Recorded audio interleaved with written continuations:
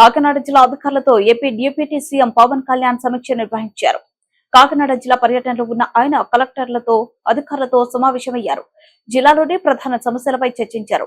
పంచాయతీరాజ్ గ్రామీణ నీటి పారుదల శాఖ పరిధిలోని పలు సమస్యలను పవన్ అడిగి తెలుసుకున్నారు. ఈ సమావేశంలో ఎంపీ ఉదయ్ శ్రీనివాస్, జిల్లా పరిషత్ చైర్మన్ వేపర్తి వేణుగోపాలరావు, ఎమ్మెల్యేలు నిమ్మకాయల చినరాజప్ప, జ్యోతుల నెహ్రూ, వనమాడి కొండబాబు, పంతం నానాజీ, వరపుల సత్యప్రభ తదితరులు పాల్గొన్నారు.